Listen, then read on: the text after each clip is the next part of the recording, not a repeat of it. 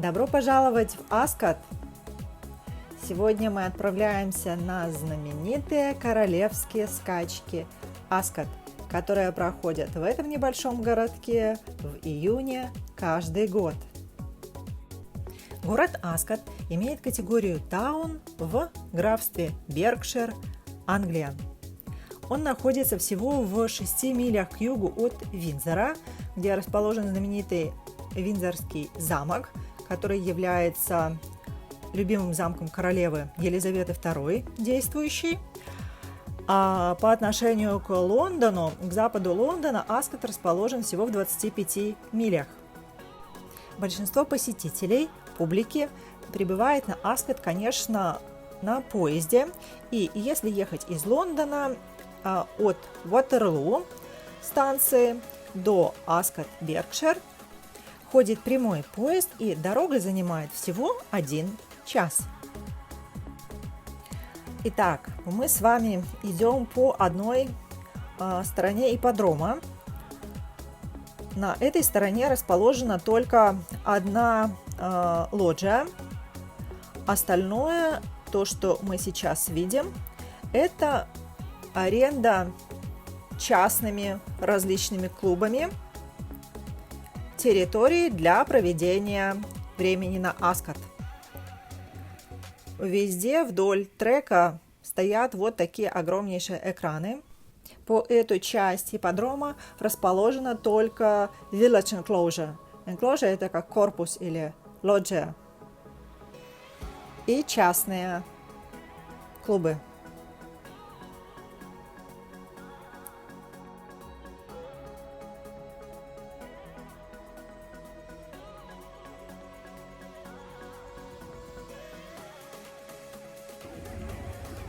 Добро пожаловать на знаменитые королевские скачки Аскот.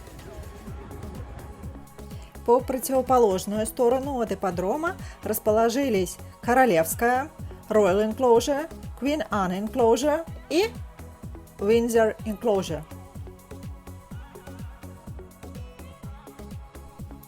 Как же распределен день по времени мероприятия? В целом открывают Аскот и доступ для публики около 10:30 утра. Можно приходить. Сама процессия и скачки начинаются после 2 часов дня, потому что ровно в 2 часа королевская карета и вся процессия отправляется из Виндзора. И прибыть до Аскот занимает 15 минут. После прибытия начинаются скачки. Совершается много заездов. Заканчиваются скачки около 6 часов вечера. Вот у нас подготовлен свеженький трек. Сегодня 14 июня, первый день скачек. Всего все мероприятие состоит из 5 дней. Первые Royal Ascot были проведены королевой Анной в 1711 году. И, как вы заметили, один из enclosure, корпусов, назван Queen Anne.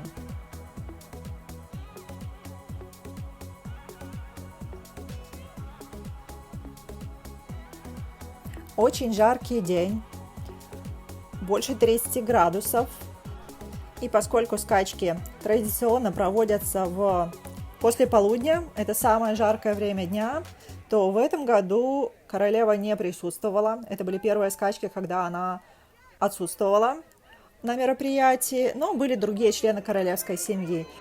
Итак, сейчас мы наблюдаем, наездники отправляются на стартовую точку. И вот начался раунд скачек.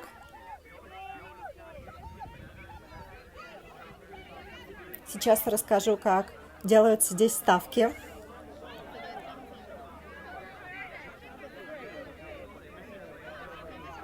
Трек очень большой, поэтому удобно установлены вот эти огромные экраны.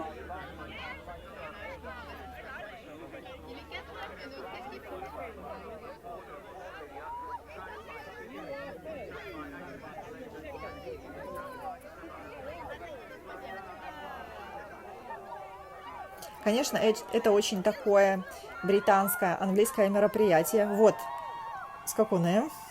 Так. Каждый заезд разное количество скакунов участвует. В целом по каждому дню выпускается такая книжка, где расписаны все участники, вся информация о наездниках и о самих скакунах. Смотрите, сколько народа.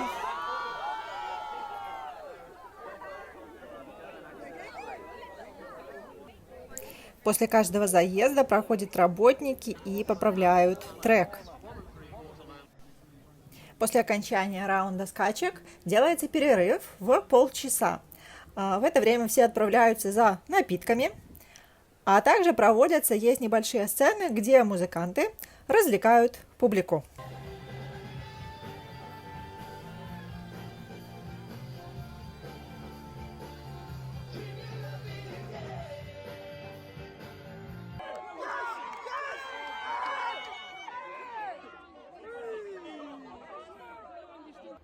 Как же делаются ставки? Итак, точки прямо возле трека. Очень много агентов, которые принимают ставки. Минимально ставка идет как бы 2,50, но ты платишь 5, 2,50. Твоя, то, что ты ставишь, и 2,50 агенту. Всего я заплатила 5 фунтов. И вот выдается такой билет, где написано, что если выигрывает, то есть мой наездник приходит первым, то мне выплата будет 20 с лишним фунтов. Если мой заездник приходит вторым, 6,50.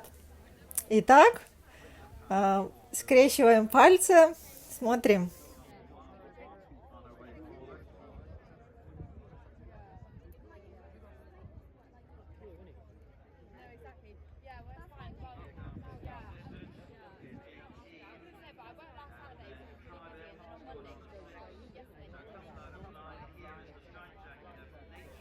Готовятся наездники к заезду.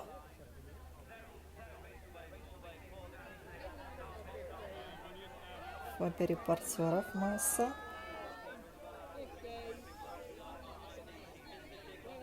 Итак, едут. Много очень скакунов в этом заезде. Мой номер 16.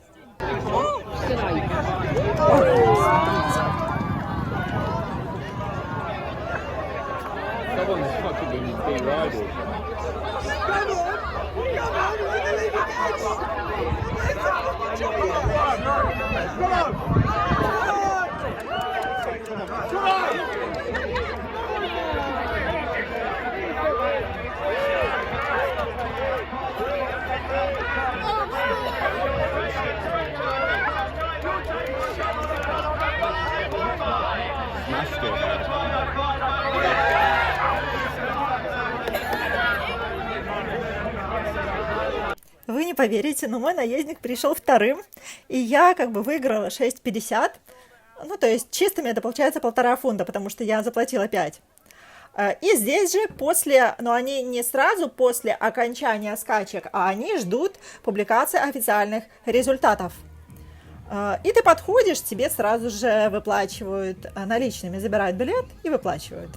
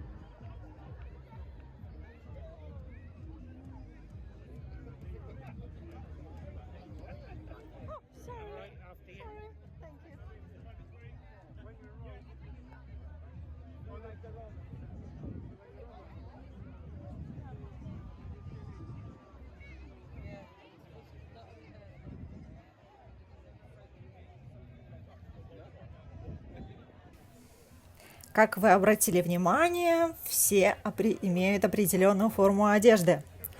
Что же по поводу дресс-кода? Да, на Ascot есть дресс-код. Но я была вот этой enclosure, которая называется Windsor. Здесь официально свободный дресс-код. То есть, поскольку это был первый раз для меня, я покупала самый дешевый билет. Сюда билет стоил 37,5 фунтов на первый вот этот день.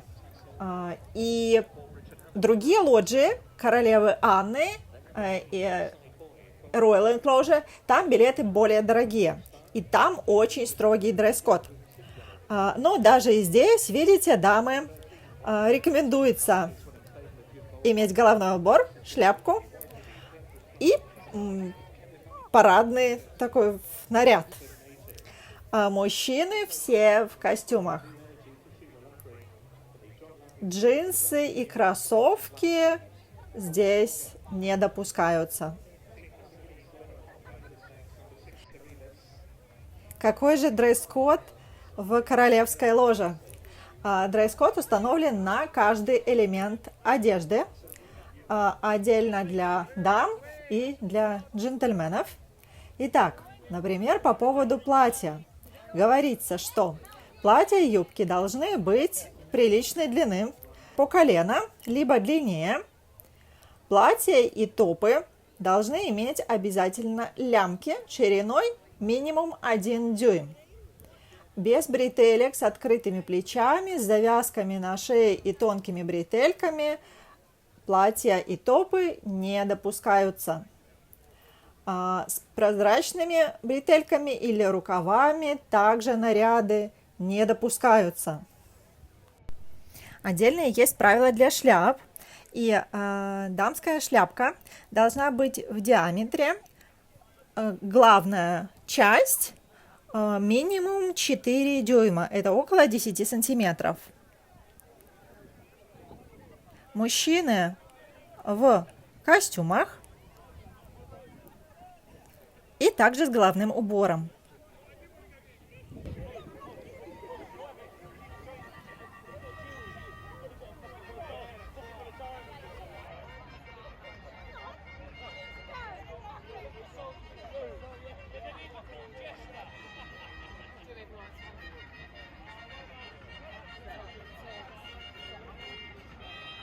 Returning to the winners enclosure, ladies and gentlemen, the winner of the 2022 St James's Palace Stakes, the winner Caribus and William Buick.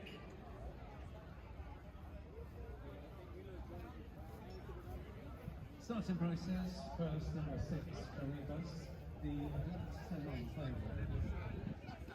Second horse from 8, Lucina, went off 28 to 1. Third horse number 11, Michael Scorio, went off at 4 to 1.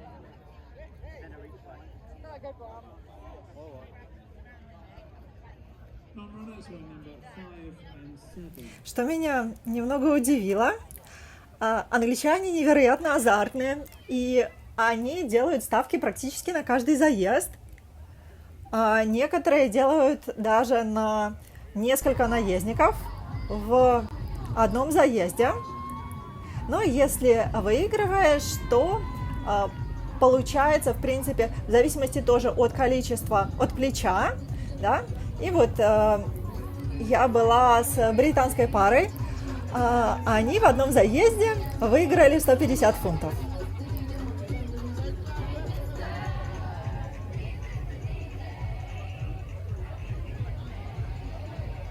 Это тоже перерыв.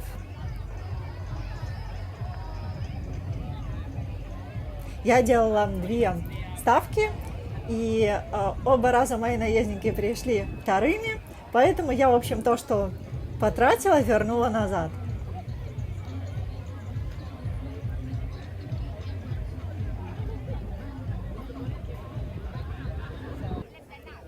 Вот эта книжка, как бы такой гид по информации на 14 июня по всем наездникам. Здесь очень детальная информация, все характеристики указаны, откуда лошадь.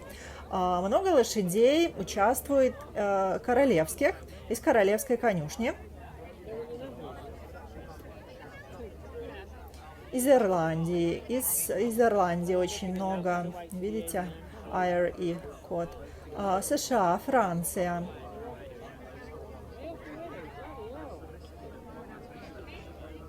Каждый жокей носит определенную одежду.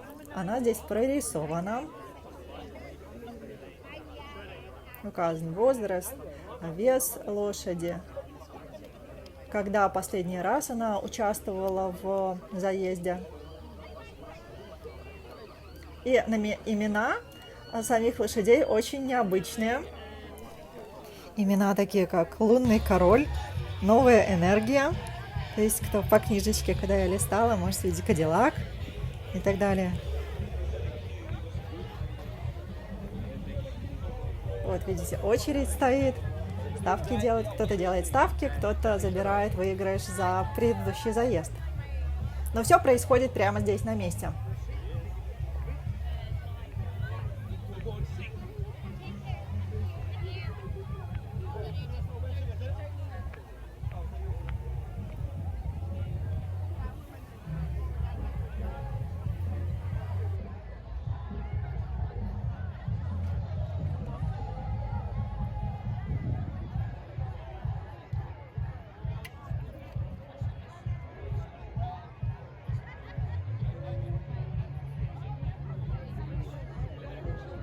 На этом заканчиваю свой влог.